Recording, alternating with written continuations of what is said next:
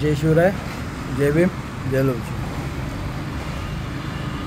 पूजा येवडेकरचं प्रकरण ताजं असतानाच आता शुभम गुप्ता जे सांगलीचे आयुक्त आहेत, प्रशिक्षणार्थी होते त्यावेळेस त्यांच्याकडं आदिवासी महामंडळाचा काही कारभार दिलता बघायला की त्या म्हणजे आदिवासींना गाई म्हशी देऊन त्यांचं पुनर्वसन करायचं आणि त्यांना सक्षम बनवायचं। ह्या कार्यक्रमासाठी त्यांना तिकडं नियुक्त केलं। पण नियुक्त कसं केलं की ते 50,000चीच योजना होती, पण ह्यांनी 50,000च्यानं ह्यांनी लाख रुपयापर्यंत नेली आणि त्याच्यामध्ये भ्रष्टाचार केला। आणि तो भ्रष्टाचार कसा केला की त्यांच्या सह्या खोट्या घेतल्या। त्या डॉक्टर जे असतात, वैद्यकीय अधिकारी पशूंचे, त्यांचे खोट्या पत्र तयार केली। सगळं कोण त्यांनी कोट्यावधी रुपयाचं त्यांनी माया केली।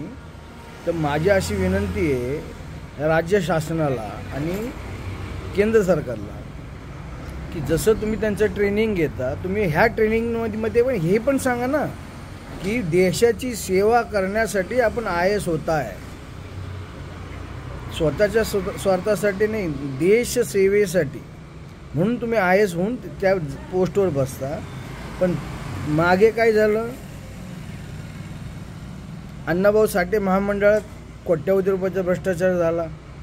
आता बार्टीत सुद्धा भ्रष्टाचार झाला आहे।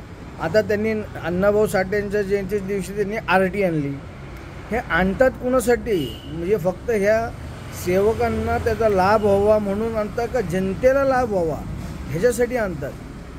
त्यामुळं माझी अशी शासनाला, केंद्र शासनाला अशी नवी विनंती आहे की आमच्यासारखे छोटे छोटे जे कार्यकर्ते आहेत, जे देश सेवेसाठी काहीतरी करण्याची इच्छा व्यक्त करतात, तर त्यांना आम्हाला तुम्ही प्रशिक्षण द्या।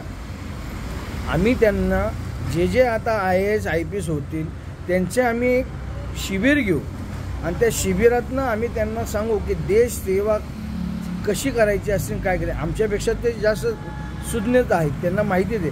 पण जेव्हा तुम्ही त्या पदावर येता, त्या पदावर आल्यानंतर जेव्हा तुमची चोख भूमिका घ्यायला पाहिजे, तुम्ही त्यावेळेस घेत नाही। त्यामुळे पूजा खेडेकरचं पण तेच विषय झाला आणि शुभम गुप्ताचा पण तोच विषय झाला।